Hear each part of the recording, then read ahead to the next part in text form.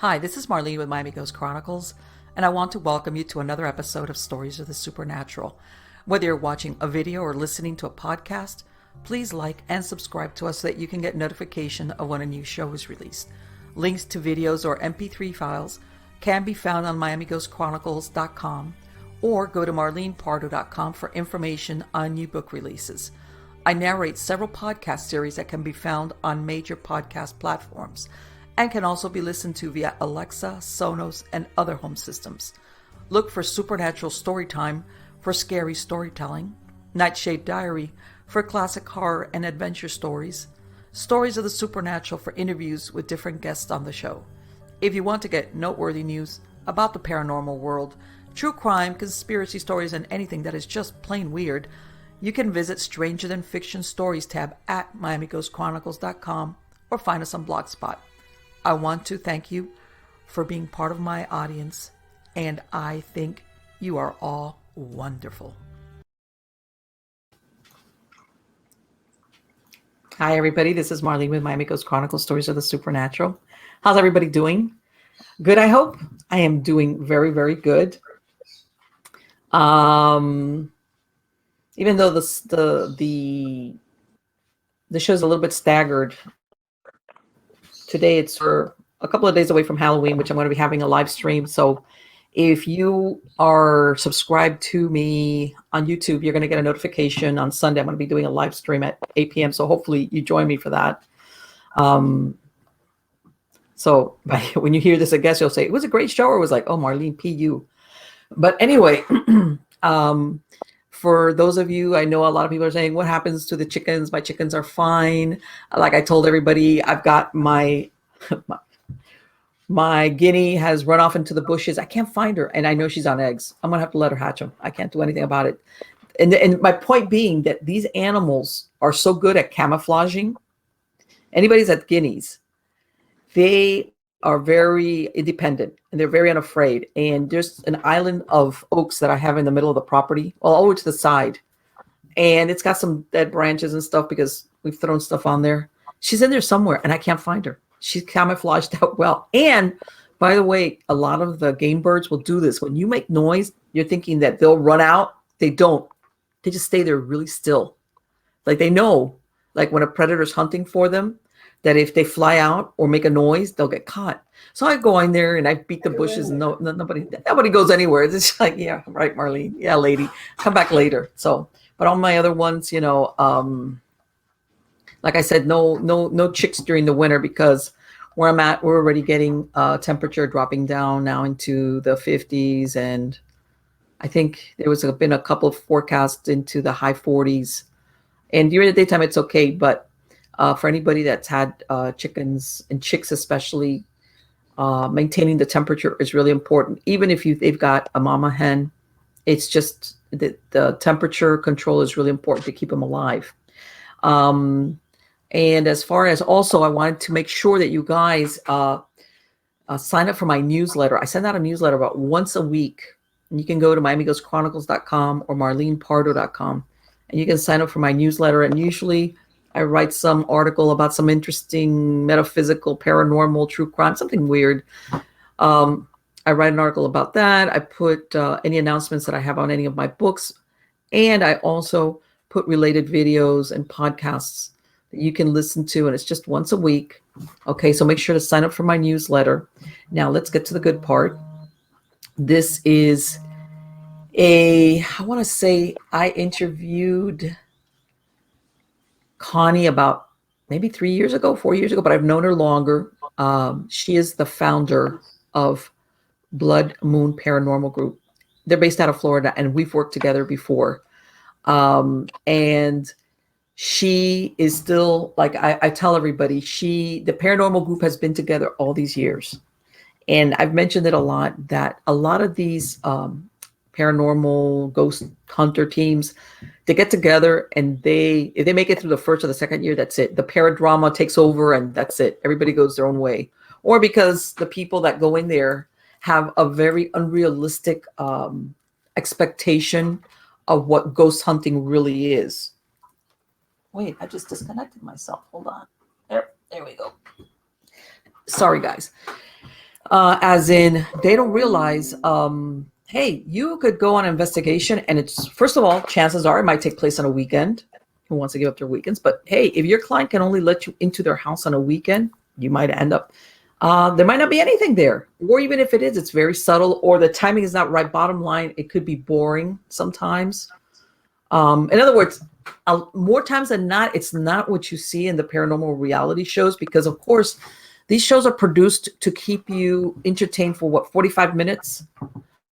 And sometimes they do their filming over several days. So a lot of people go into this and it's not what it is. So my point being that a lot of these groups, they separate, they go their own ways months sometimes after they get together. It's not what they thought it was going to be. And Connie with Blood Moon Paranormal has been together for years. And they, like I said, nothing takes the place of field experience.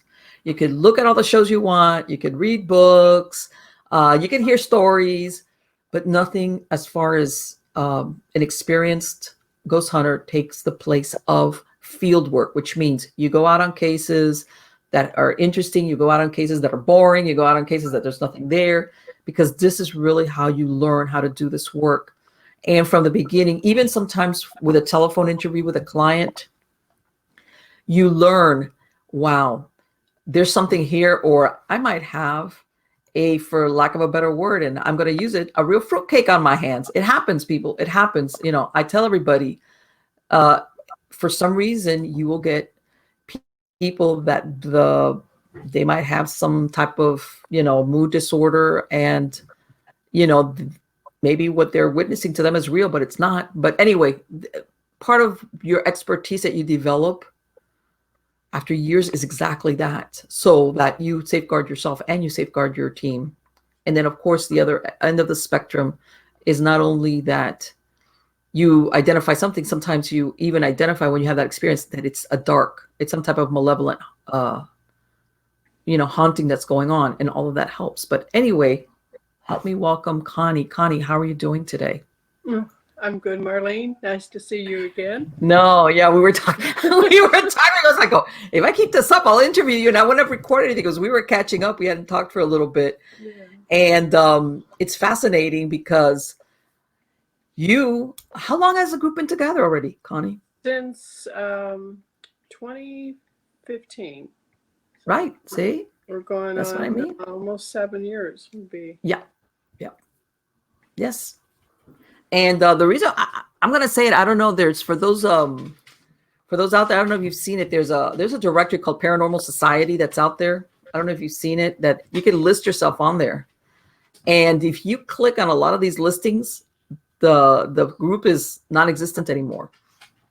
I've had some of my clients, actually, when they've called me, I'm surprised you answered the phone. Yes, or that you're there. You're actually still exist. Yes, yes. That's this is not. Yeah, you see that, you find that a lot, and because it's not like what you see on the shows. As far as there's a lot of grunt work. These people at the shows, they have producers and people that do the legwork for them, but that's not the case in real world investigations. No, it's not. It's a lot more work than what people realize. Yes, and sometimes boring, especially when you go someplace and it's not what you.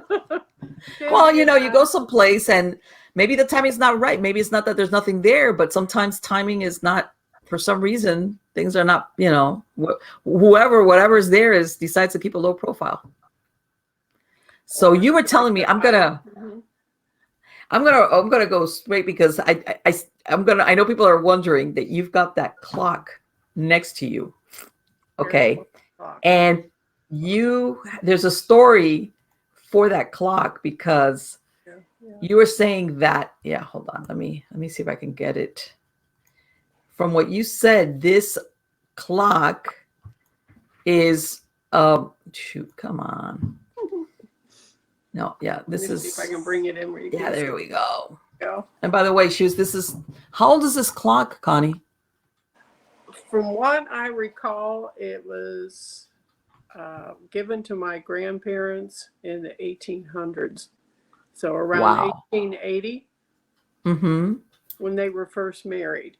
So this is, it could be older. I mean, you don't Yes, know really how old it right. is. Yeah, that's Wow. right. So it's at least 140 years old. And you said your dad passed away, and this is part of the things that you brought back with you? Part of many things that were brought back. Oh. I also have friends that were Egyptian, and they've traveled to Egypt and brought things back to me also. Right. And I brought a couple of those things out of my curio cabinet, as you can see. Oh, wow. Look at that. The obelisk. Yes, yes. Yes. Look And at what the that. Yeah. story is, I don't know on these. Maybe I might might not like the story, but there's 3 of them. And Oh, they brought you, oh, like the 3 pyramids. yes, Okay. yeah, Okay, I see that. yeah. And since I've had these objects, it seems like there's always activity around. Well, that's what I was going to say. You've been doing this, but you were telling me that like in the last few months, things have started happening. Things I would give it are escalating. And I would say, Okay. especially in the last 6 months, I've noticed a big decline on people's health in general. Okay. I've had several of the investigators, myself included, have been in hospital over Really? the last 6 months. Yeah. That's Just serious? different reasons. Yeah, different Mm-hmm. reasons. I've Mm-hmm. had some, I found out I've got diverticulosis. Okay. And I've been having some, a lot of reoccurrent urinary tract infections. Right. And I'm very limited as I can take one or 2 medications, and that's it. So I had to be really careful. My main lead investigator, he's having trouble walking. Which we're talking about John. John. Right. Yes, And by the way, just a comment here. I've worked with John. He's great. Yes. He's Okay, keep wonderful. going. Not Mm-hmm. one of those men that he's worked security, big, strong man. And he's to a point now where he's having to use a walker, and he's losing strength in his hands and things And like what is that. it? Is it that just pain in his legs or what? He Or is has pain all over anyway, just from bad knees and things like Mm-hmm. and back, but they really don't know what's causing Okay, it. that's what I was gonna say. Is it one of Yeah, those that they kind of right, guessing, but they can't give him an accurate diagnosis? right. And I've had I don't know if you've met Tony or not, but No. he had to have it was some kind of prostate surgery Mm-hmm. just out of the blue. Well, that's what I was gonna ask you. You said, "Oh, I had this." Was this something that just came in out of Yeah, left field? just out of Say left yeah. field. And another really bad thing, I just seen a friend of mine 2 weeks ago that I haven't seen in, gosh, 8-9 years. Okay. And he's in ORMC downtown in ICU tonight. And I don't know if Really? he's going to make it. Yeah. He's got 5 infections, and and he's septic, and they don't know where all this came from. Yeah, That's very it's really serious. bad. People don't realize that an Yes, it untreated is. infection. Yeah. And they just can't get a handle on it. And so I'm really concerned about him tonight. And Yes, people don't realize that some of these, in other words, if you don't really know the origin sometimes of infections, it's really difficult to give the right antibiotic. People don't realize that unless you're true. giving it the right remedy. That's why they're trying. Well, let's try this one. No, let's try that one. Mm-hmm. And Well, they've yeah, called that's in very the serious. infectious care team to try to see if they can help Mm-hmm. him. And he's to a point now where he's not that responsive. And Right. So it's very concerning. And so if you hear the phone ring, Sure. he's had a CAT scan earlier this afternoon, and we're kind of waiting on the results. So Sure. we'll see what. Hopefully, it's good news. Of But he's course, 60. He's 65 years old, and that's not that old. That's not no, that, no, not anymore. It's not. Maybe no, it's not. People 50 don't years ago, realize. yeah, it would have seemed that way, but not anymore. You're a No. young 60-year-old or 65. Yeah, exactly. Exactly. I mean, unless you're like really abusing, like, your, your lifestyle, but nine times out of 10, no, if you live that just a normal lifestyle, you've got a lot of years left. Yeah, if you take Yeah. good care of yourself and Yeah. just do things in moderation. I'm Sure. not saying Exactly. go crazy, with certain Hmm. things, but I think everything in moderation, and keep your nose clean and stay out of trouble Yeah, that's and it. Right. Stay out of trouble be and happy and sleepy. enjoy your family, and Exactly. I think you can live a good long life. But my Exactly. dad lived till he was 93. There you So go. Yeah. My yeah, mom, my mom passed away in 2019 and she was 91. good. That's good. The last couple of years, she had Alzheimer's and dementia, but it's really funny because people don't realize that you can have that, but the rest of her body was healthy. Her Mm-hmm. lungs, her heart, the rest of her organs were in great health, Wow. which is one of those things where, some people's the other way around, they've got other problems with their Right. bodies, but their mind is still sharp. But yeah, yeah. Stuff like that. It's troubling when stuff like that comes out of left field. Yeah. And It is. coming, you're not the first one that's mentioned to me, Connie, that, and I'm not gonna, who was it? I'm sure you familiar with investigator Dave Spinks? I've heard the name.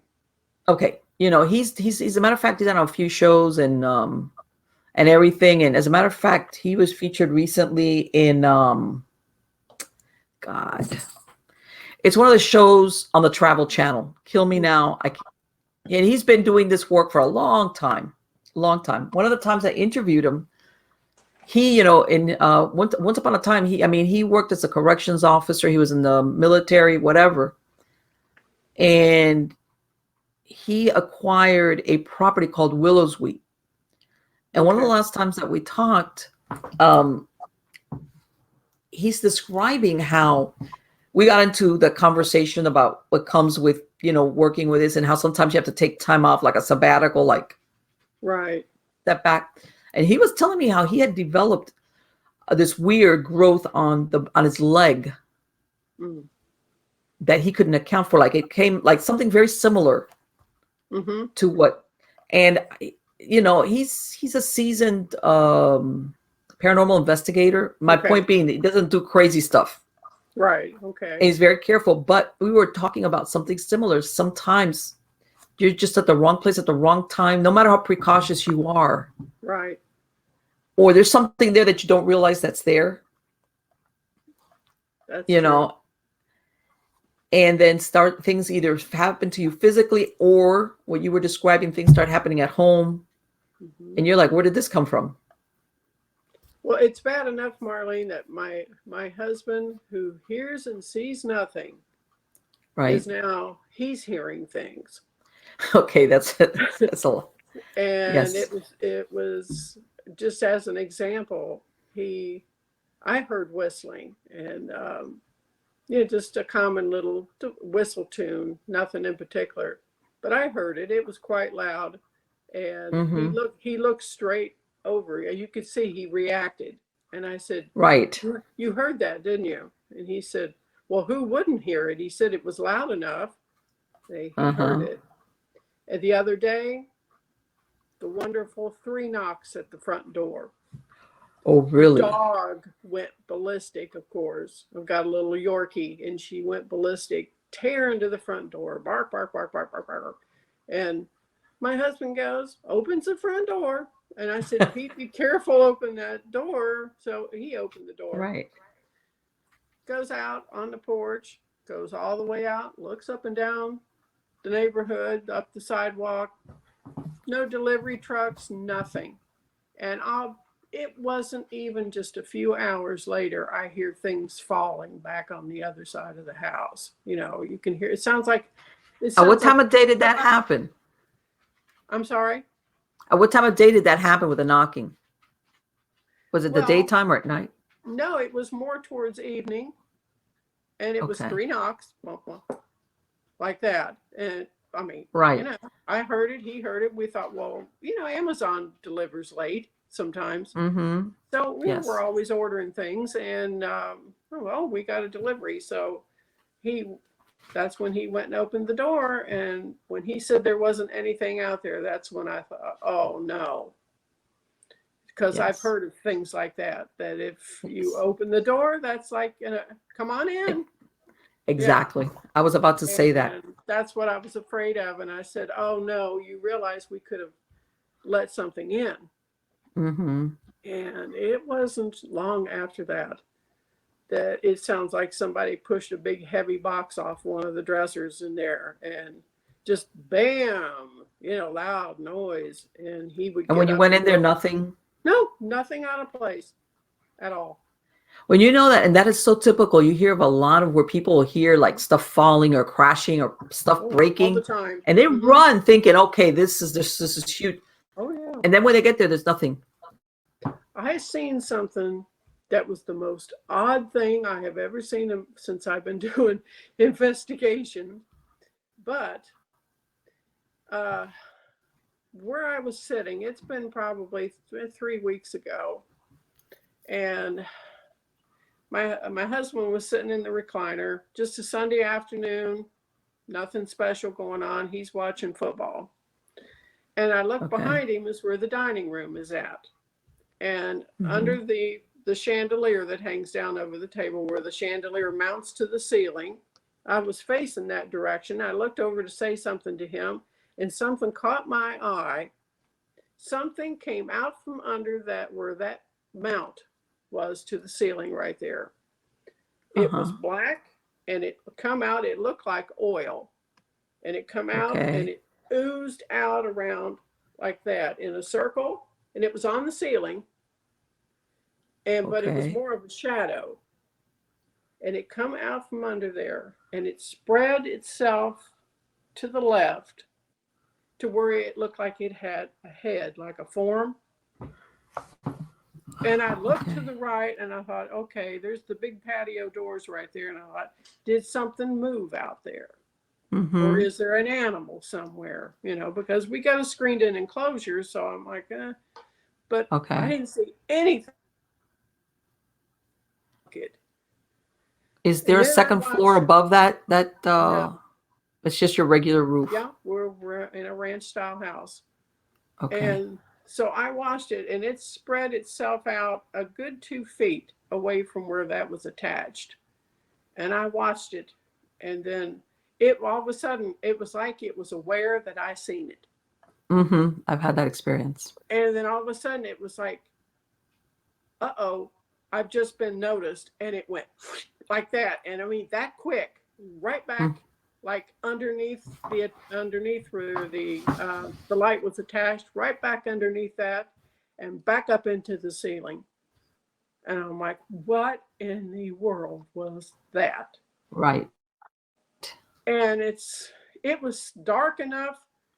I wouldn't call it blacker than black, but I would call it more of a charcoal color.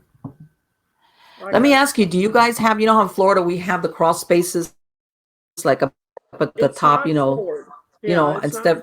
It's just, we've got stairs that go up there that pull down from the garage, but it's not floored. It's just all, insulation and beams and things like that. But there's a space up there is my point. Yeah. And I said, I'll bet that's where they're hiding. Yes. You know where I'm going with this. Yes. You know where I'm going with this. So I said we were going to have to sage up there. And so, of course, John, me first thing is John's like, I'll do it. Let me ask you, what is you said like, and I know what you're talking about when you say my husband is like one of these that he's totally like. He's very laid back, never hears anything, but even now he's been hearing things call his name in the house. I have no idea. Is it that he's just more sensitive, or is it that whatever is there is just makes it's easier for him to see it? I don't know. I think we lost me.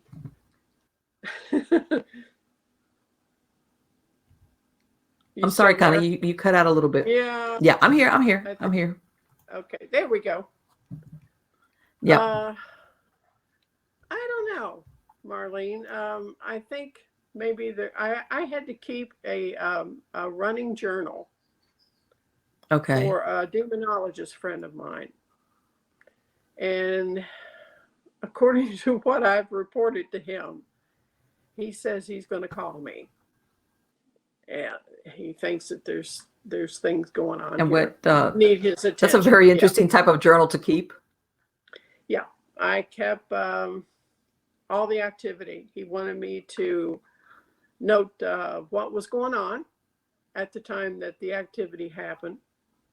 Like, say, stress in the house, maybe arguing, things like that, what time of day it was.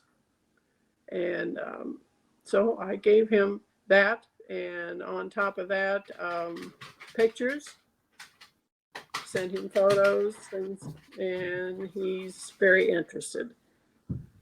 How long did you keep the journal for? What length of time? About a month. The month of September. Okay, that's good. That's a lot. That's a lot of yeah. So he got quite a list of things. So do you think that what's there is darker? It's not just somebody that decided to hang out with you versus something a little bit darker? Is that what you think? I think, honestly, it is something that's more malevolent. And I don't know exactly that it's why do you think that is? Why do you think because I know that you know your stuff, so I know that if you're picking up on that, it's because you have good reason. Because I think mainly because it's the way my body reacts. And there's only been I'd say 3 investigations out of maybe the 170 or more that we've done, that where I can feel the hair stand up on my arms. Okay. And I'm so glad you brought that up, because in other shows I've said, you know what, I've been investigating since you have to pay to develop film. But I said, my point being that, they've got now all these gadgets, and that's great. But the human body in and of itself, once you know what you're feeling, in other words, is I want to say one of the best instrumentation that you can use in a paranormal investigation. Especially when you don't let your imagination run off with you. Like, in other words, usually when I feel this is this, and this is that. I think it's better than most of these gadgets. You can't produce proof, as in I've got a film or I've got an EVP or something. But as far as tuning in, the human body is incredible. How much it recognizes, sometimes even before automated stuff or whatever. It sometimes it picks up even earlier than any of this, that either something's about to manifest, or something's coming to the space, or like you said, this has this type of feeling about it. Yeah, and like you said, exactly. No, keep going. I'm sorry. Going down the hallway here, you go down a short hallway and then turn and go down a long hallway where all the bedrooms are at. And when I turned I turned that corner, even my husband, I made him go with me. Now for him I made him go because I felt chicken, and me, an investigator. But what is it? Is it an empty room or space? I know you told me, oh, I've got a couple of. They're furnished. They're furnished bedrooms, but it's where that boy brought that cabinet in. Okay, why don't you say that story for those people that go to garage sales and pick up stuff at the curbside and flea markets. Listen to this. Go ahead, Connie. All right. A young man that we were letting stay with us. He went up to visit shaman friend of mine, and he's in Casadega, which I'm sure a lot of people have heard of. In case you don't know, that's the spiritualist camp here in Central Florida. It's been around for like what, over 100 years, something like that. Right. And it's just full of spiritualists and mediums. But keep going. Yeah. He was doing some repair work on his deck for him, and so on break he went out for a walk, picked up a beautiful cabinet that was in the shape of like an obelisk, a tall, pointy pyramid, or like a slender one. Had carvings in it. He was excited about it. And I said, don't bring it in the house until I've saged it. So he forgot what I said, brought it in the house, and things just, you could feel the energy shift. Okay. It was almost like from happy, it went to stress, or stress or worry, or things going wrong. You could just feel the energy shift. And so anyway, long story short, he had no idea what the history was on it. He picked it up for $10. They wanted him to have it.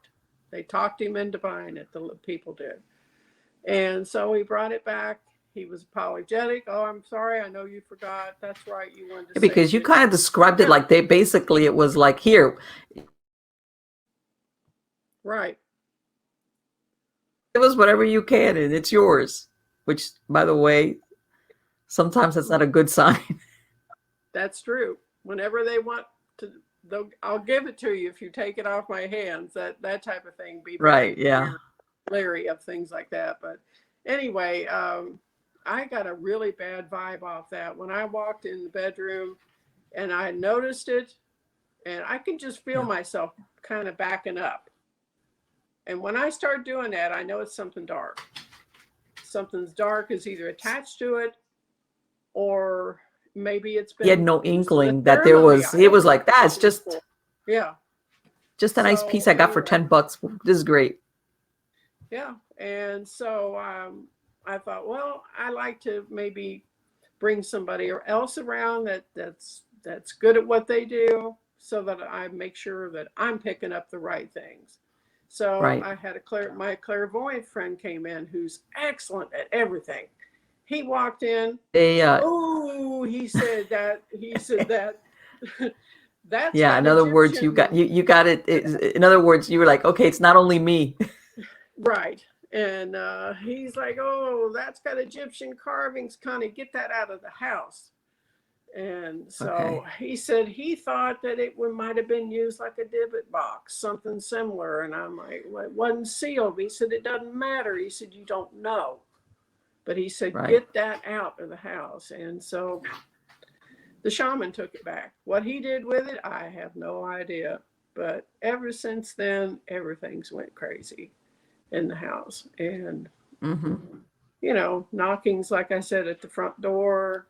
At the front door. There. Just loud noises. I mean, I have actually heard noises, Marlene, that it sounded almost like a tree limb fell on the house. I mean, that's pretty loud. The windows like a sonic That's incredible. boom. Yeah. And I went outside because I thought we've got a big one of those old pine trees out here. And nothing out of place, nothing. And I just. And is he, I take it, is he still there? Is he still using that room, or he left? He's been gone because of COVID. He's kind of stuck out of state right now. Okay. But he says he's coming back, but you know, who knows? I don't know if he will or not, but whatever's there is still, in other words, it stayed there even after he left. Yeah, because John came last year and he moved in to the same bedroom for Okay. about 2 or 3 months. And the pictures that he sent me in the morning, he said, look what I got a picture of. And it is something Wow. that even the demonologist looked at it and he went, oh, that's not good. Yeah. So Okay. it's something. So he's, Yeah. and you told me, and you made a very, for people that don't know, John is also an experienced paranormal investigator. And you told me he had his second thoughts about what was there. And Yeah. he doesn't. Yeah, when he went in my dad's house, which I grew up in that house, and that house was haunted from the time we moved in, and that house was built in the 60s, brand new. This is the house where your parents' house. Yeah, in Ohio, back in Ohio. Mm-hmm. He went up there with my husband to help, clear things out, and John's a big, strong guy, and he was a lot of help. So John, being very brave, said he would stay all night in that house by himself the first night. And I said, you might not hear anything the first night because there hasn't been anybody in that house in probably 6 to 8 months, other than to switch the furnace over from AC to heat and back out.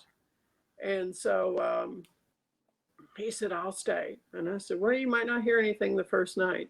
Second night, I wouldn't do it. And that's where I grew up. Did you grow up then in that house? How old were you when you? I grew up in that house from, I'd say, middle school on. And what did you notice when you were a kid growing up, Connie? Gosh. It seems like I heard a lot of things that had to do with Native American situation.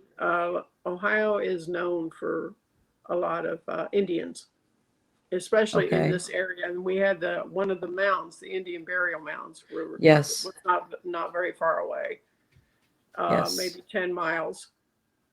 And who knows it was all farmland where they built. What a lot of people don't realize is a lot of these tribes, these mound builders, people think sometimes, well, they were either ceremonial or maybe even burial grounds, but people don't realize that a lot of these mound builders made human sacrifices. Okay. They have dug up, archaeological pits where they found like X amount of young women who they consider were like virginal sacrifices made in these mounds. So the point being that sometimes there's more to whatever is in there. Like you said, that happened so many years ago. There's no way of knowing, what becomes farmland and eventually becomes a neighborhood, what really originally was there. But yes, the some of those tribes, those mound builders, they did practice human sacrifice. Wow. Yep. Especially like a lot of times when, especially when things were bad, things like that. Yeah. You've heard of Serpent Mound, that's in Ohio. What? It's called Serpent, like a snake, Serpent Mound. That's about probably 70 miles south. And there in town, there's another mound. Like I said, about maybe 10 miles from my parents' home. And they're everywhere. Yeah. Right. So, as a matter of fact, I spoke to somebody who said that that sometimes they wonder if any of the Mesoamericans, like from Central America, whether the Aztec or Mayan, that did practice, if they were able to come up the Mississippi up into that area, that's where this started with the mound building and some of the human sacrifices and things like that. In other words, that their influence was not just down in Central America, but some of them actually came up north into parts of the United States. That would explain a lot. Yeah. But yeah, sometimes, like I said, there's just no way of ever knowing, but that accounts, and you've come across it, people that will build a new house There's nothing there. It hasn't been anything there. And then they have weird stuff, and it's like, yeah, it's the land. Yeah, I Or, believe that that's the case with my parents' house because they were the first people that that lived there. right. Exactly. And you're thinking, wow, um, what that doesn't, and sometimes it's, and sometimes even if there's, how sometimes you have these farmsteads, homesteads where they're acreage. Right. And sometimes you have the benefit of finding out, well, stuff even happened to that family, even though they didn't actually live there, but they owned that property per se. But sometimes you don't. There's just no way of knowing. As a matter of fact, one time, the prior shows, I don't know if you heard about this, Connie. This happened in Texas, I want to say in the 80s. Oh, God, what was the name of it? The Black Hope. And what it was a subdivision out in Texas where people would buy like the properties and they would build your home for you. And this family bought the house, the land, had the house built. The neighbors all started having these really weird experiences. Make a long story short, one of them realized when they were putting in a swimming pool, they dug up a coffin with the bodies there, obviously. Oh. So they started doing a little research, come to find out that there was a little town called Black Hope. It was African Americans who lived there. Okay. And they had a community and they had a cemetery. Now, this cemetery was never registered on the county's records. But one time the little town caught fire and all the people that lived there just left, And of course, the cemetery that had never been registered with the county was abandoned because, of course, everybody moved away after the whole town got wiped out. So, of course, nobody knew that there had been burials there until, and later on, and it goes on to explain because the family even wrote a book about it. They tried to sue the developer, but they basically lost the lawsuit, something along the lines, because there was no way for the developer to know themselves. It wasn't like, it wasn't like the poltergeist where, hey, you knew that the bodies were buried there and you moved the headstones. No, nobody knew because they had never been recorded in county records. Everybody, I believe they said it was like 8 neighbors who had moved into that area. All of them experienced some type of weird, unusual haunting. And the most tragic part of this, they all ended up moving away, was that they one time they were going round and round, I think, with the legal department, like, you have to provide proof, but then they couldn't. It was one of those weird things. So the homeowner, along with their daughter, who's like 30 years old, they start trying to excavate, I think, to bring up some type of proof of like, this is an actual cemetery, something along the, to make a long story short, she's doing it. She gets tired. Her daughter starts helping her out. All of a sudden becomes really tired, feels sick, dies of a heart attack on the way to the hospital. She's like 30 or 31 years old. Like out of left field. Like, not somebody that had a heart condition, nothing like that. And, they moved away. But it's a really interesting that played out there. My point being, that sometimes people have no idea what's in a piece of land. That's true. And I mean, and some of the stuff the one lady, she kept having her shoes taken outside. It wasn't like, they said it started with stuff like you said, well, is that me, or is it my imagination? Little sounds here and there. Then they would hear like let's say the toilet flushing, and it's like, okay, but there's nobody here. Things like that. And then it started. This was before they even realized what it was. And they were like, what is this? And then one lady kept finding her shoes outside. She had like a pair of certain red shoes that kept being teleported outside. Wow. Where it's like, okay, I know that I didn't put my shoes out in the yard. Things like this. And then it escalated. Oh, yeah. And then when one of them was putting in the pool is when they came and they realized that it was a cemetery. That would be shocking. Yep. Shocking is not the word for it. Yeah. Okay. And what do you do? exactly. Once you've What sunk would your you money do? in. Well, I know Uh-huh. this after bringing home 2 pods worth of things from my father's house, and some of these things, come from World War II. Right, because Uh, you said he was a collector. Collector of antique trains, collector of old clocks, cuckoo clocks.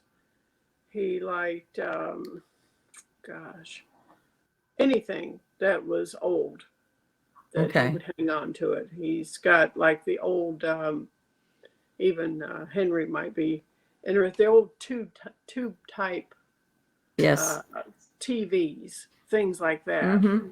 And Right. they still, a lot of this stuff still works. I had one of the guys that was here last year. He goes, I'm going to plug this in and see if it still works. He said, get the fire extinguisher ready in Just in case. case. Yeah, but it lit right up, Marlene. I mean, Yes. it's just amazing. I hate to say, but back then things were made better. Yeah, Made manufacturing that's was a true. better, yeah. But you know what? That Yeah. young man, since he's been around this stuff, he's come down with MS. What? Yes. He's only Oh my God, 33, Connie. 34. I know he's got MS. The other man, Tony, I said that had some prostate surgery. He's Right. got Parkinson's now. Oh, I that's a know. very serious disease. I know it. It's scary. And it's just all these things. And I even forgot to tell you that one of the times that I was in the ER, I was in Uh-huh. for just this ongoing nausea that I'm like, what Okay. is wrong? I mean, it's like the dry heaves, and I Mm-hmm. just couldn't hardly keep water down. And I mean, since you've seen me, I've dropped over 44 pounds. Just, Really? yeah. And That's so, a I lot mean, of weight. it is. And I mean, it's not because I'm really trying, but it's, it's like your stomach shrinks and, you Yes. just don't eat as much. But long story short, but they were they do routine, they draw blood, of course, if you go in the Mm-hmm. hospital. They drew blood and they said, walked in, she goes, you've had a heart attack. I What? said, what? I said, what? And she said, you've had a heart attack. I said, what do you mean I've had a heart attack? She said, your heart enzymes, she said, are at 8.0. And she said they're not supposed to be elevated, but they're elevated. She said, you've got heart damage. And I'm like, I don't have any pain. Right. And I, she I said, missed, yeah, I well, didn't get the memo on that. yeah. And I said, all I've had is this ongoing nausea forever. She said, well, my dear, you've got damage now. I'm like, what is going on? They kept me Right, overnight. because you always think of the prototypical Yeah, heart attack as the, exactly. yeah, clutch your Yeah. chest and, Yeah. I mean, and I've got, my parents, I got heart disease on both sides of my family. So mm-hmm. I thought, how could this happen? I didn't have any pain. And by morning, my enzymes were back to normal. Weirdest thing I have ever Which seen in means my what? life. So did it Don't happen or know. did, They said, isn't, yes, it did. But now they're referring me to a cardiologist. I got to go see a cardiologist. So, and with all these other things going on, I haven't got around to it. I know, bad. But yeah, I mean, it's exactly. just like the oddest things I've ever seen in my life have been going So on. And Connie, do you think it's something that you brought back from something that your dad got, or do you think has something to do with that chest? I honestly think that it could be some things that maybe I brought back from my Okay. father's.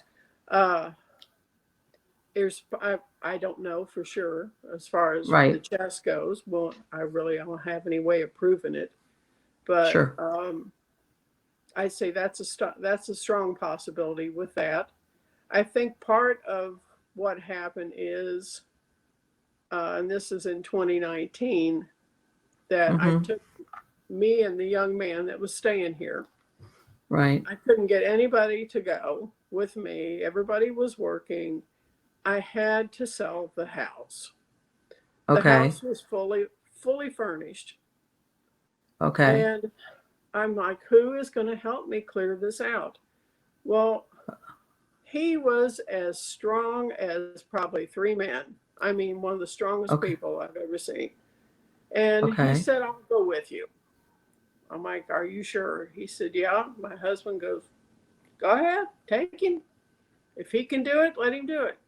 He told Okay. me, he said, I want you to do very little. He said, you tell me what you want to keep, what you want to take, what you want to get rid of. And I said, okay. And so he said, and then, some stuff we sold.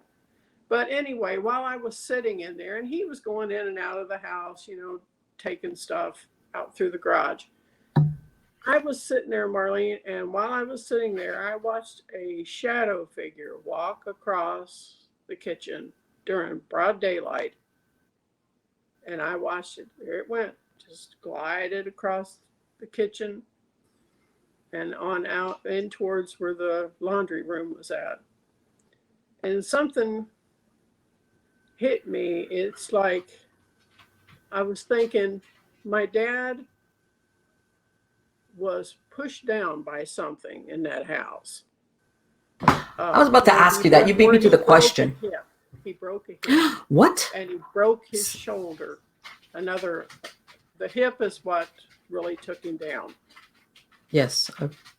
And for some reason, my instinct kicked in, and I did one of the stupidest things I could have done. Is I yelled at it. I yelled at that spirit, and I said, "You're the one." And I called it a name which I won't put on your broadcast. I said, "You're the one." I said, "That pushed my dad down." I said, "I know it. I feel it." And I said, and I just was kind of just unleashed my anger. And Okay. I think it came home with me.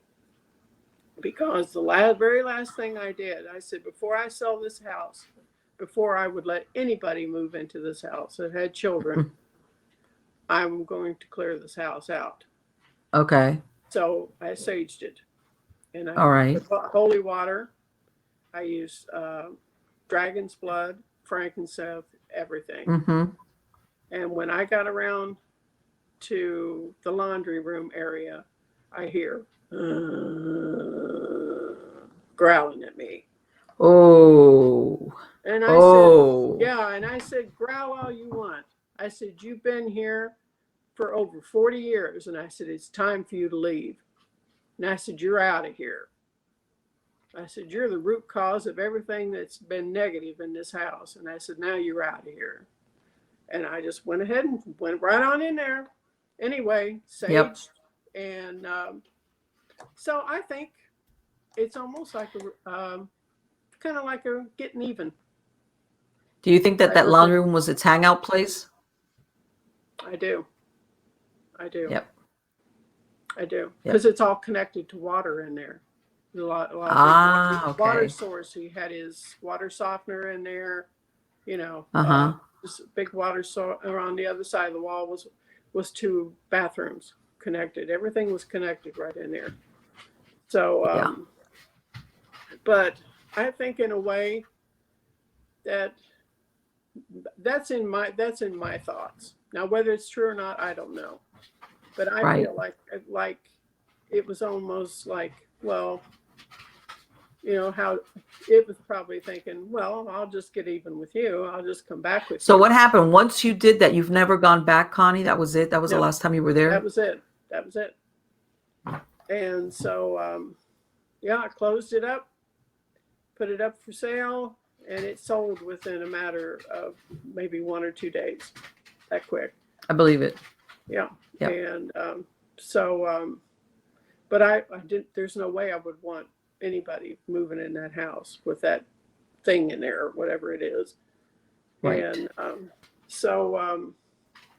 I understand where you were coming from as far as. Yeah, I don't know. But it just seems like everything has really went downhill though after we've got back. And really, Because it almost sounds like all these things dovetailed in time around the same time. You're saying basically, right? Health, yeah, everybody's health, everybody's good and healthy.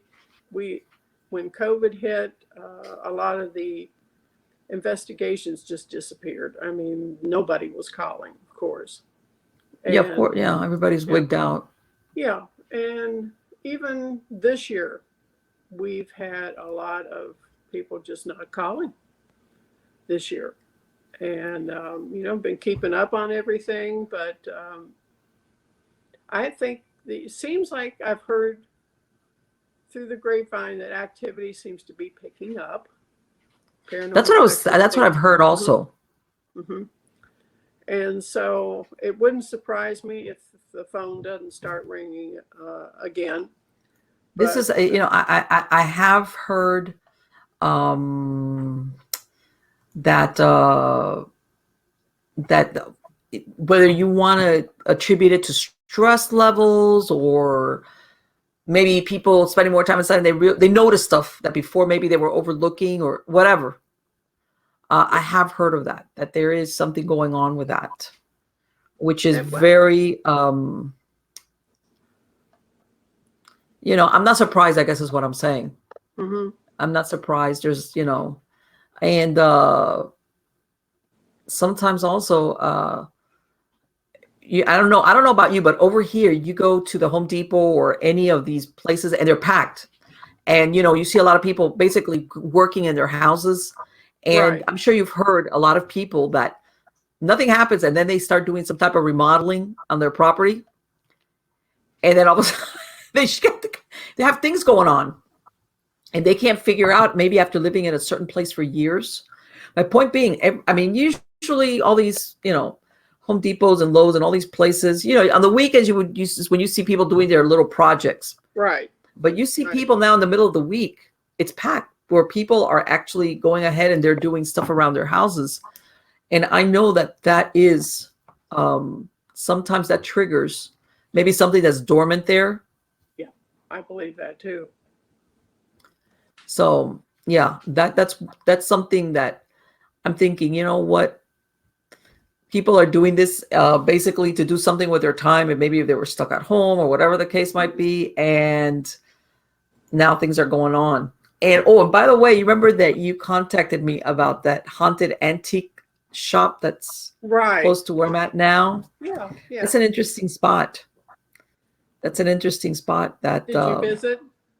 I haven't gone to visit it, but now I know in other words, when you see a place that you're going down the highway, because it's very close to South I-75, when you see it, but you just I didn't know the history on it till you sent me that email about it. And, it took almost like 10 years for the guys that did it, for them to be basically convicted, for lack of a better word, but wow, it was pretty horrific. And I've looked on blog entries where people, because it's like an antique mall kind of thing, where people, not only people that have worked there, but people that have visited there have had like weird stuff happen to them. Okay. For those of you who are wondering, hitchhikers coming right. Well, see, but this is another thing. This place was, for those of you who are wondering, this we're talking about. This was a murder that took place back in the 1980s, and it was two managers of an antique shop mall, and they were robbed, and unfortunately, they were both killed. And fast forward, the people that were caught were convicted. They're serving time. As a matter of fact, they were serving time for other stuff. They were really two horrible people. Mm. But now, people that have worked there and that have shopped there have talked about having weird experiences.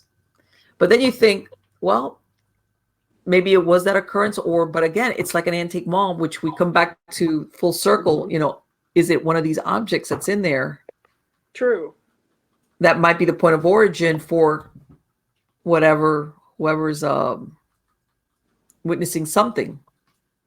It could be residual. People don't realize sometimes stuff even has residual things. I've actually had things, honestly, Marlene, people don't realize this, but people, spirits can travel through your cell phones. Yes. Yes. And because I had it happen to me. What happened? I got to hear the story. What Oh happened? gosh.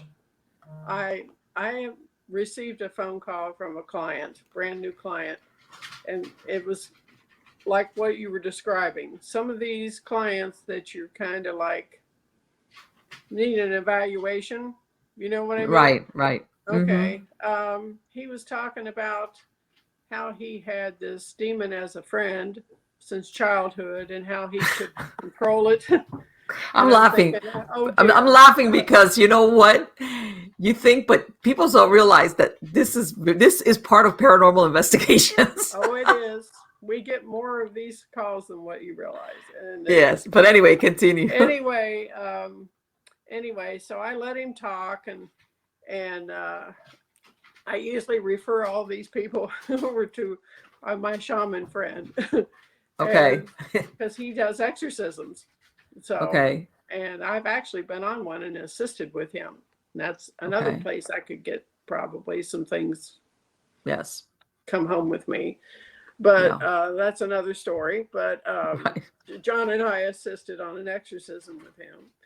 But anyway, so I ended up referring him over to Peter, and so he said, "Oh, I can command it to, it stands on the roof. I can command it to do this and this and this." And I'm thinking, "Oh, wonderful. Well, this is about 8 p.m. and I referred him to call him, and hung up the phone, wasn't thinking too much about it. And about 15, 20 minutes later, I hear deep growling beside my chair, and I'm the only one home. And I don't have a big dog. I've got a little tiny dog, but I've owned a Okay. shepherd, a German shepherd. I know what they sound like. So Uh-huh. it sounded just like a big German shepherd. And I thought, you've got to be kidding me. Did that thing come through the phone?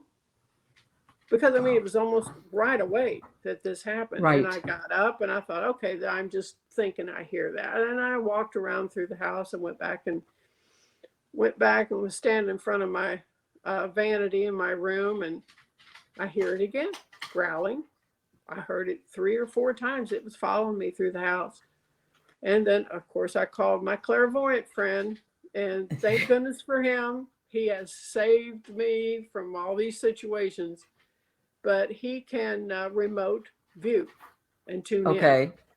Okay. And he said, let me tune in and let me see what's going on. And he goes, I told him what had happened, of course. And he goes, Uh-huh. did you protect yourself, Connie, before you answered that phone? I'm like, no, I forgot to. And then, how many times have I told you don't answer that phone without doing that? Well, that is Yeah. important, but I forget to do it. And so he said I had a hard time getting that thing to leave. And he said, and yes, it did come through the phone. And he said Wow. he called it a demon that had come through the phone. And he said, yeah, that's what it was. So, And people, yeah, you know what's really funny is that guy that originally called you, you're thinking this guy's cuckoo, but that oh doesn't mean yeah, cuckoo doesn't mean that what he's describing is inaccurate. In other exactly. words, it's like, yeah, you might have your problems, but that doesn't mean that what you're describing is a lie. That's right. And Wow. it's real. It's real for him. Just like I've had a situation. This was the weirdest thing that I told nobody about, and John had the same thing happen to him 2 nights later, and Wow. he's seen the exact same thing that I seen. And what I had seen is I was just getting ready to go to sleep, and the I'll say the resident spirit that's here at the house. When I closed Mm-hmm. my eyes to go to sleep, he was right in my vision, like this. And I thought, and I Okay. jumped, and I said, "Well, hello," because he was right there. And he Right. nodded at me and smiled, and I said, "What's going on?" And so he went like this and turned. It's like he wanted me to see what was there. Standing in my bedroom, Marlene, upright. And I've heard people say that this was your mind's eye. Somehow or another, I got connected with. Why, I don't know. But anyway, I looked over there, and standing upright looked like a red-scaled lizard. Holy crap, Connie. That was at least 6 to 7 feet tall.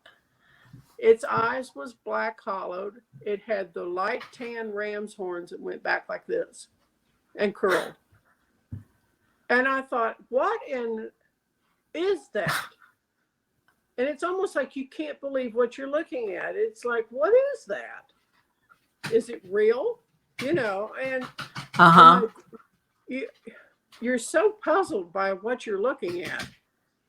And it was looking, it had its side of its face to me. But then the more I looked at it, then it went like this and stared right at me. It turned its head and looked at me. Oh my God.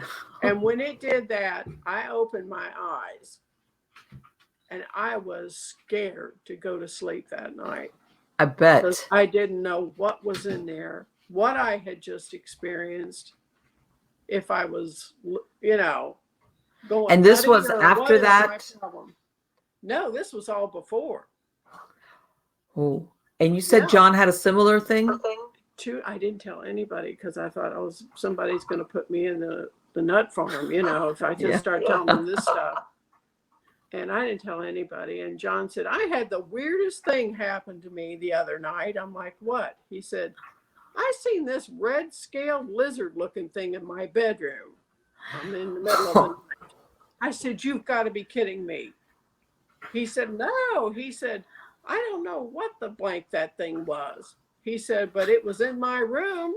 And I'm like, oh, wonderful. Because I said, I haven't told anybody. I seen the same thing about 2-3 nights ago. And he said, well, what do you think it was, Connie? Demon. Had to be. And what do you was there something that you guys were working on around that time? I would say it probably came from that exorcism. I would not doubt it. Okay. That we attended. All right. Oh yeah. But boy, and whatever became of that case afterwards? Did you ever follow up on it as far as what happened to that person? She was from out of town, and I had referred her to Peter because she was kind of one of those. I knew I can't do anything for her. You know, she's too far for me to try to help. I said, no, what I do is I go to people's houses. It's got problems. I don't take care of like people that are haunted. She was haunted. Right. It's not the place, it's the person. Exactly. So I said, no, with something like that, you're going to need to talk to somebody else. So anyway, when he called me up and he goes, Connie, I need a couple people to help me with an exorcism. And by law, a shaman is able to do that. I did my research. And since John and I are both ordained ministers, you know, we got our little universal life degree from online, but that's legal and binding. And so he said, because you both have that, I'm asking you to help me with this. And he said, and plus he said, I want another woman present because this is a girl, you know. Right. And I understand that totally. Yes, right. I said, okay. So, and I put this, he wanted me to film, and I actually put it up online, and I put a disclaimer, anybody, you watch this and something happens, or if you're under 18, I advise not watching, you know, the whole thing. But I filmed it, and this girl, she goes, she knew me when I walked in because I had done a video chat with her, and she goes, Connie, hi. And I thought, oh dear, that's that girl. And she was fine, and unless we said something biblical or spiritual or quoted anything religious, and it's just like a light switch went off, and she Really? turned into something else. Yeah, her. And crazy me is sitting there, and I'm like, oh, I've got myself in a nice situation now. And so, she's sitting there and she's making faces and she's baring her teeth and doing all this stuff. And I thought, what, she's just feet from me. And I thought, what if she jumps right in my face? You never know. So I sit there and I started, and John's over there going, we got what the demon's name is, and I looked it up, and he starts reading about it, and I'm like, and you're like, I started singing gospel songs out loud, I'm like, oh boy, and you should have seen the look I got from her when I started doing that. Oh, that was pure evil, Marlene. Yeah. That's the purest form of evil I've ever seen in my life. Well, you know what? Recently, when you mentioned that thing about that, you didn't realize that John had seen something, in other words, you said, there was no way I could have. No. There's a gentleman, I don't know if you've ever heard of him. His name is Dr. Gallagher. Okay. And he's a psychiatrist, and he's already been doing this for many, many years. The Vatican, well, not the Vatican, the exorcisms here in the United States, Catholic exorcisms, would call him in basically to verify, if do we have somebody with a mental illness? Right. Is this not a question of an exorcism? Is this a person that needs medical treatment? So he says that he started out in that.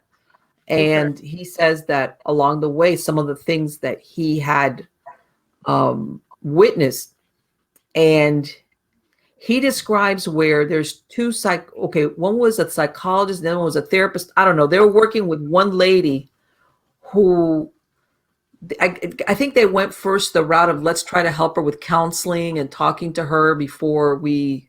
Okay. And they work with her like 3 or 4 months. And then they say, look, we don't think we're helping her. So they're thinking, okay, we're going to finish this, whatever we're doing with her, this counseling therapy thing. It was like a non-medication. It was just strictly therapy, all this. And she, if I remember correctly, she had been involved in Satanism.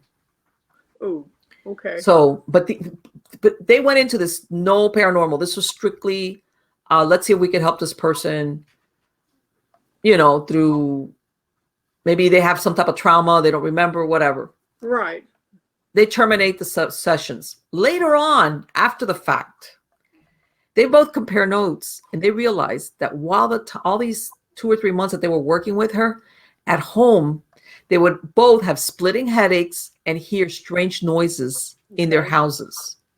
Neither one had confided to the other during the time that they were treating her that this was happening. Now, one of the things was that once they stopped seeing her or treating her, it stopped. And I guess maybe, who knows if one wouldn't tell the other for fear of, I'm going to be the weird one here, especially if we're doing this strictly on a therapeutic level, And then later on, I guess they thought, well, we're not seeing this person anymore. What I'm going to input is not going to affect. Especially, remember, they're looking at this as a possible exorcism down the road. Because remember, a lot of these people that are in the medical establishment or mental health, they see anything like this as strictly not a spiritual problem, strictly medical. Right. Yeah. And they both compared notes, and they both were having these same experiences while they were seeing her. Wow.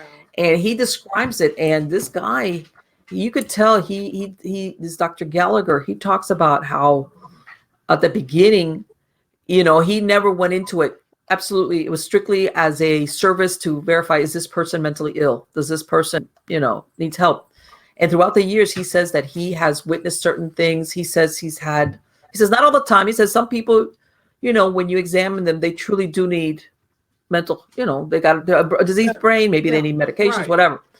but he says that he's other times where he has had, I'll call them clients, that know things personally about him. He says that there's no way that this person could know that about them. There's just no Right. way. Yeah, I believe that. Yeah. And he's written a really interesting book about all these experiences that he's had throughout the years as to what he thought it was at the beginning and what he's witnessed Okay. along the way.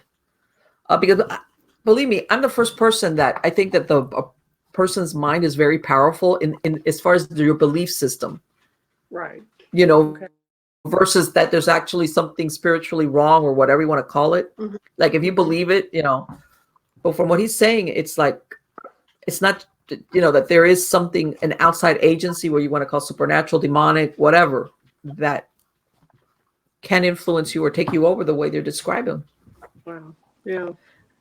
And one of the other times, now that you mentioned that thing, there was one time I was interviewing this girl. This was about 3 or 4 years ago. She was also an exorcist. I want to say Alabama, Arkansas, I can't remember. Okay. Anyway, she belonged to this Order of St. Michael, the exorcist. Okay. Her name is Rita Strugalo.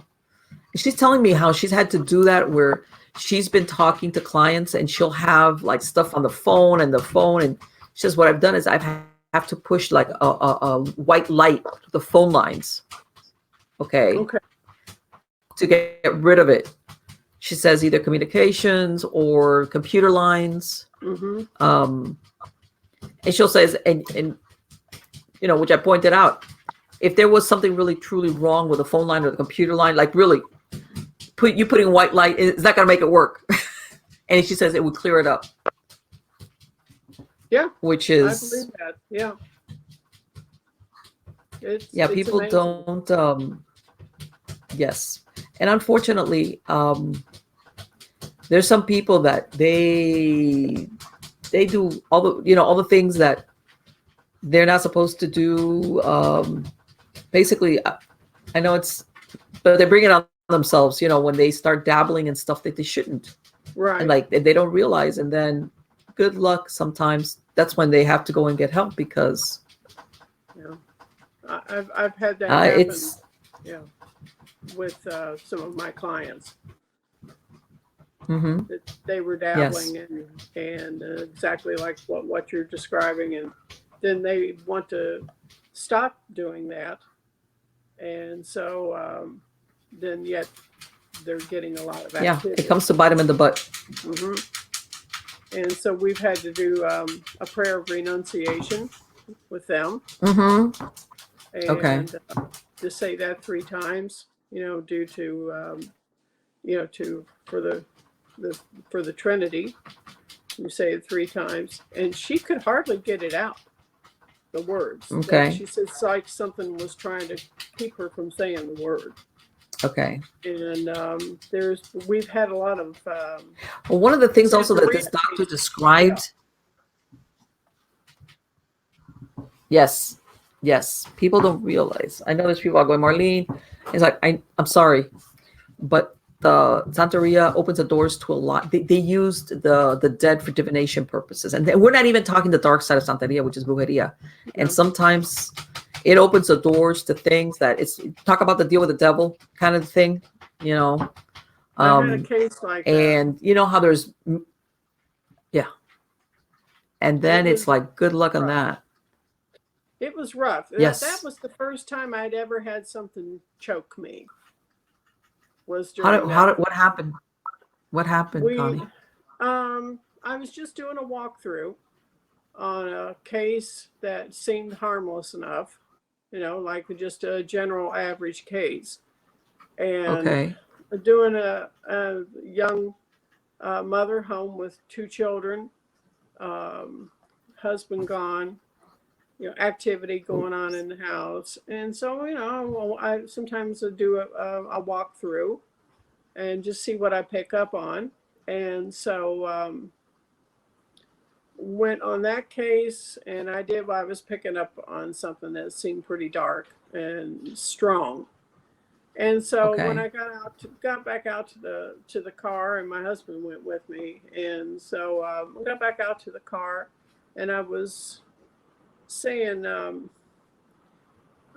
binding prayer in order to Okay. bind it to keep it from going home with me, whatever Okay. was there. So I started to say it, and it's like I couldn't get air. It's like I Wow. couldn't get the words to come out. There was no air to push the word out. That's what it felt like. Mm-hmm. And finally, I mean, I forced myself to say Okay. that prayer. I had to force those words out. They came out Okay. almost in a whisper. It was almost to that point. And then I said, I just got choked. Okay. And then I got my wind after I said that, after I said the prayer. Then I got my wind. It's like something released whatever it was. Okay. And I got my wind after that. We've had some really bad cases, and come to find out she had been dabbling in Santeria. I sent You know John what? over there, and my friend And Eddie, I'm and glad you Eddie has pointed. to, yeah, I'm glad you pointed that out because for those would-be ghost hunters, you will have clients that will lie to you, lie yes, to you, and and when you ask them something like, "Well, hey, have you been playing with the Ouija board or anything like oh that?" They're like, yeah, "No, no, nothing," oh and then yeah, then you lied right find to your out. face, yep, lied right to your face, and because I think they fear that they're going to get in trouble, or Or that people just down won't on show up. They'll them, or scare. yeah, Yeah. I don't know, but I mean, and that's one of my questions that I ask them. Have you dabbled in Yes. the occult? Have you done this in any form of witchcraft, Santeria, and anything like that? No, no, no, no. So, Anything. Right. and what's really bad is my poor husband, while he was there, I mean, got struck with unbearable stomach cramps while he was in that house, and he was getting sick. And I said, Yes. well, I started letting John and Eddie do a lot of the dark cases, is what I called them. And Eddie, I got him from, I put an ad out, so to speak, for investigators. And when I interviewed him, he Wow. had been Santeria um, up in the chain. That's what I want to say. A bubble owl, or he was asked to be one. And that's supposed to be like a priest. Are you back, Connie? Yeah, I'm here. If something must be not been want me to be telling you about this. You still there? I'm back. You're back. Okay. Good. But anyway, when I interviewed Eddie, Eddie had been into Santeria to the point where he was asked to be a bubble owl, which is a priest. You still there? I think, see, we're getting cut off. It's happening. Hey, Connie. Hey, hi. What happened? Touchdown. I don't know. I don't know. I have no Wow. idea. Everything just would not work. I'm telling you, I was trying to end the broadcast and call you on the phone, and it wouldn't end. That is so weird. That's never happened to me before, by the way. I'm telling you, weird That's things never happened before. happen around here. Woof. Well, let's go Yeah, back to where. Don't worry, I can edit the. I know I can take care of those like moments of like that we went yeah, off into Never Never Land. I know. Isn't that wild? That That what? is, that was wild. It is. It is. It is. It's like something didn't want me to tell you Keep talking. about that. Yes, isn't that interesting? Yeah. Very unusual. Yeah. Very It unusual. doesn't surprise me though, somehow. Yeah, here we're talking about putting white light up the phone lines and doing this and that, and all of a sudden, Mhm. it's like, okay, Yeah. mm-hmm, yeah. I call it Well, paranormal sabotage. A lot of people don't think it exists, but it does.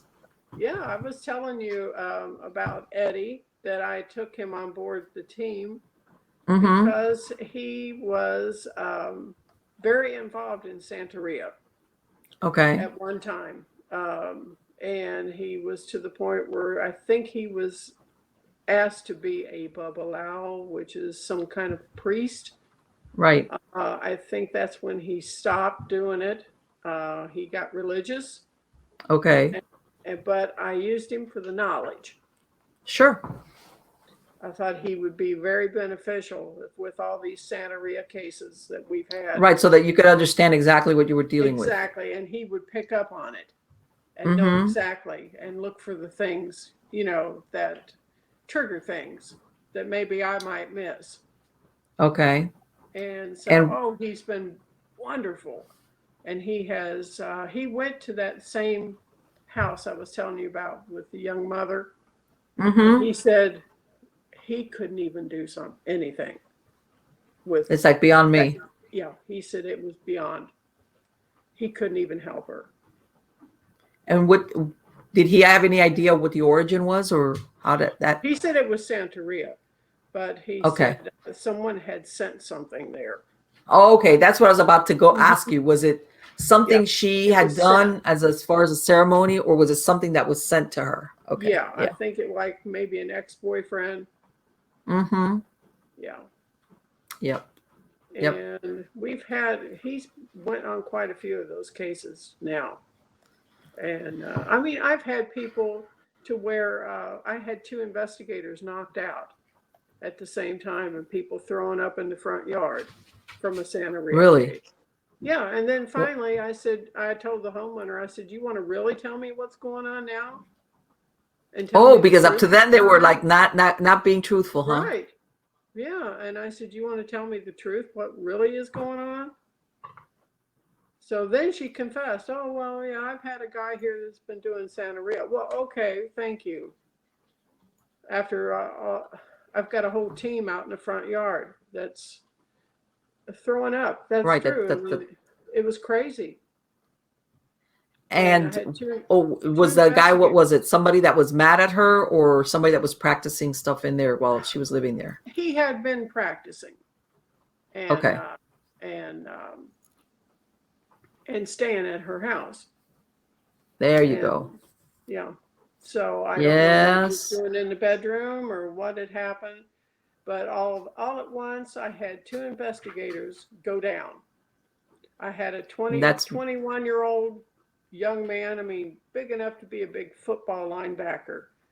All of a mm-hmm. sudden, went from a standing position to totally out cold, laying on the floor.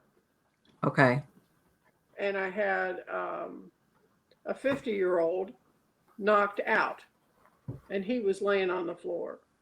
And I'm like, oh my gosh, well, John's yelling at me from the upstairs. I can't get a pulse on Alex. Oh my Scared, God. scared me half to death. And so I knew the other one was okay, so I went upstairs. And there he was doing this to Alex. And Alex is just like that. He said, I can't get a pulse on him. And then all of a sudden, it was like he gasped real Uh-huh. loud. And it's like he came back to whatever happened. I don't know. And I told John, I said, all these investigators were upstairs. And I said, we're out of our league with this Yeah. case. Mm-hmm.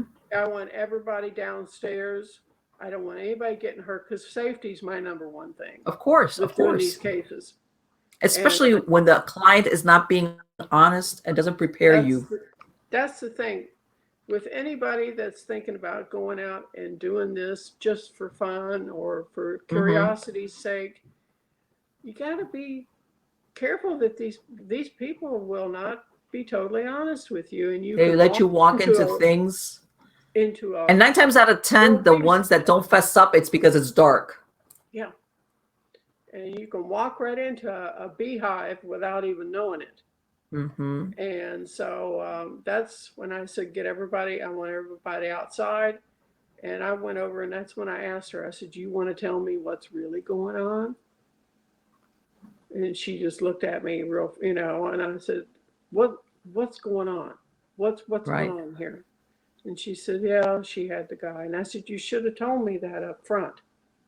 Right. And I said, you could put all these people in harm's way. I don't want anybody getting hurt, attacked, or, sick. And was the guy still living in the house, or he had left?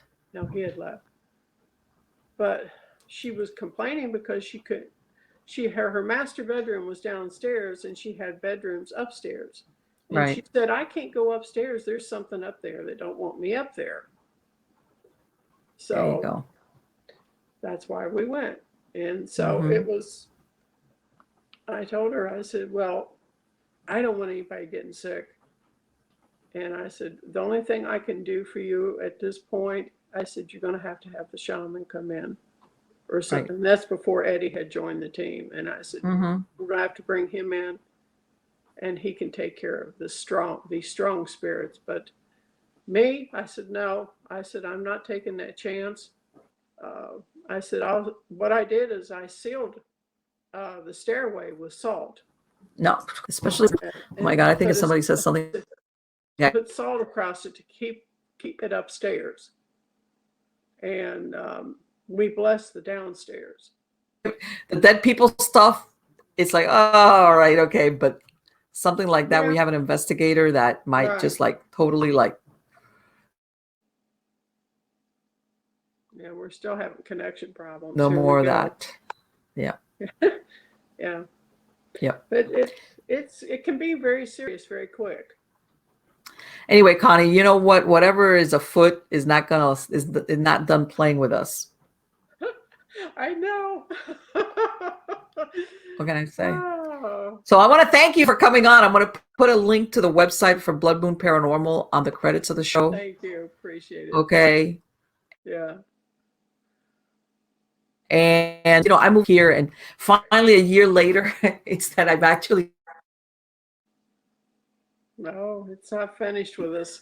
We unpacked everything and things, when you start getting a normal flow. Yeah, it's not finished with us. You guys a little bit more, but you know what? Somebody doesn't want us to talk. No kidding. It's like, don't talk about me. There you go. Let's see that way we can actually say goodbye. Connie, if you can hear me, thank you. Take care. Say hi to John for me. Quick. Let me talk quick. Have a good night, Marlene. Thanks. It's been fantastic to see you again. Take care, darling. You too. All right. Bye-bye.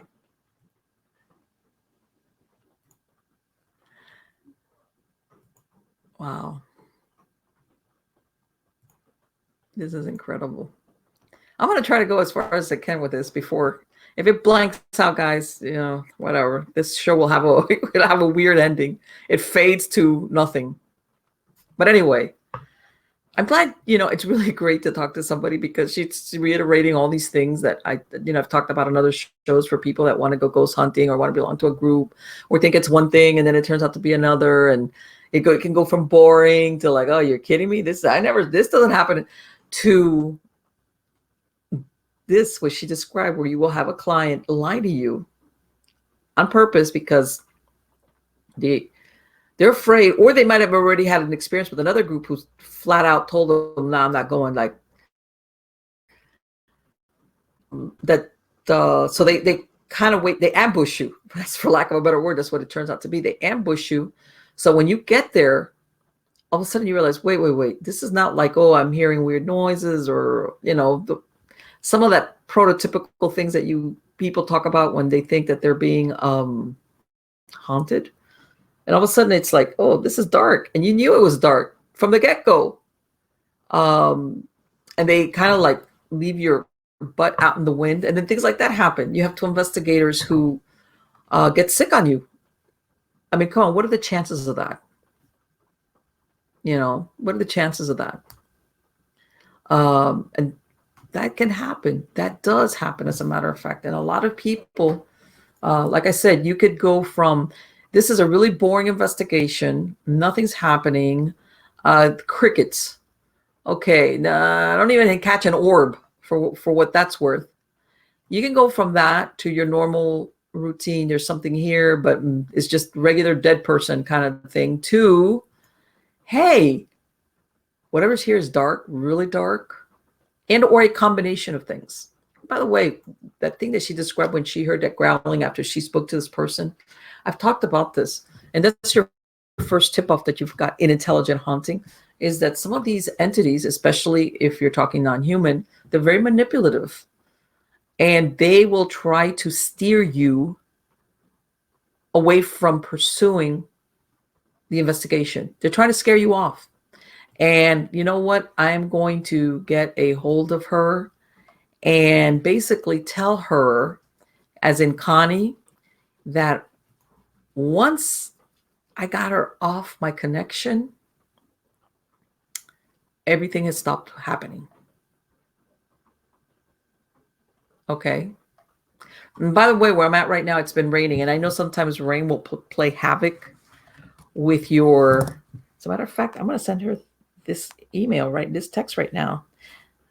Jen, everything okay now? Everything okay now? What is it? You? Something didn't want you to talk. Wow, something didn't want you to talk. Want you to talk.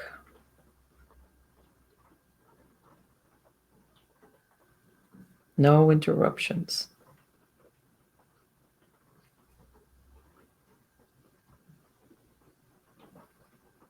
Okay.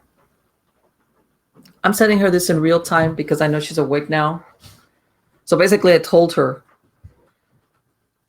no internet connection problems, clear, everything is fine. As soon as I hung up with her. No, I'm going to take that back. I disconnected from her. In other words, I hung up. I let her go from the connection before that. And I kept having the problems. Once we hung up, as in the sense of we concluded the portion of the interview with her, that's when it got better. Because there was a time she had totally disconnected from me. Okay, she had totally, like, she was not part of, that's weird. That's weird. Here you go. It happens when you least expect it. Getting back to the other part about, when people, and I know this happens, flea markets, stuff that you buy at flea markets, antiques, curbside. One of the things that you got to be careful, as in not taking it, but you remember when she said that she told this guy when he picked up that chest, do not bring it into the house until I sage it. But he did. He just blew her off and brought it in. And there you go. And her concern that maybe what was ever attached to it. Now you have to understand, he brought it from a place in, I don't know if anybody's familiar with a little town here in Central Florida called Casadega. Casadega was founded by spiritualists that hail out of Lilydale, New York. This is a very famous spiritualist camp. And they came down here to Casadega and they established a small community of spiritualists. Fast forward modern times, this very little town there is populated just by mediums, psychics, everything. I've stayed there before. I've gone there several times. He bought this chest from a garage sale or something like that from somebody that lived there. And he ended up having to take it back. Doesn't mean anything. I mean, how can I say this? Just because somebody lives in Casadega doesn't mean that every thing that they've owned or that they might be selling at a garage sale or a yard sale is going to have an attachment. It doesn't. It doesn't. But then you never know. I don't know. In cases like this, I err on the side of caution. But let's say Casadega is not in the scheme of things. You still don't know sometimes when you buy something. And by the way, again, a lot of people make the mistake of thinking that attachments are only for antiques, as in old stuff. You could have something very modern have an attachment. Okay. It could have been the prized possession of somebody um, for some reason that you have no idea. So, it doesn't have to necessarily be an old piece that's like, oh, and like she said, and I think she's not sure if it's both or just where the origin of what she's witnessing in her house. Is it this guy that brought in the chest from Casadega? Is it one of the pieces that she brought from her father's house? Remember, she brought in 2 pods worth of items. Is the origin there? She herself said that in that house, they started experiencing things even since she was a kid. Was it something it could be one source, it could be several. One doesn't exclude the other. They could have been something on that land when they built that house where her parents, where they moved. And then maybe along the way when her father was collecting all these different pieces, something hitchhiked in on one of those things, something that he kept, and now that maybe she's got with her. And that's the thing. Sometimes a lot of these items, you have no idea what the history is on them. None. Zero. You don't. Or, especially nowadays, even you go to a flea market or people put stuff on the curbside. This could have, that nice new easy chair that's practically brand new on the side belonged to Grandpa, who died, and they need to get rid of it.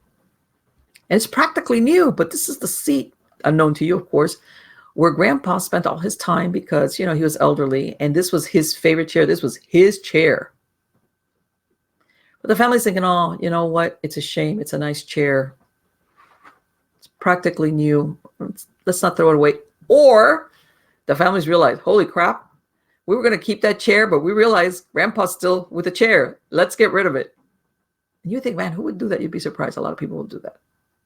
If they suspect, in other words, not everybody acts like what she did when she cleared the house, of when she saw that shadow person coming from the laundry room, where she cleared it because she didn't feel right to sell that property to somebody, and knowing that there was an entity there, not suspected from childhood, actually saw it.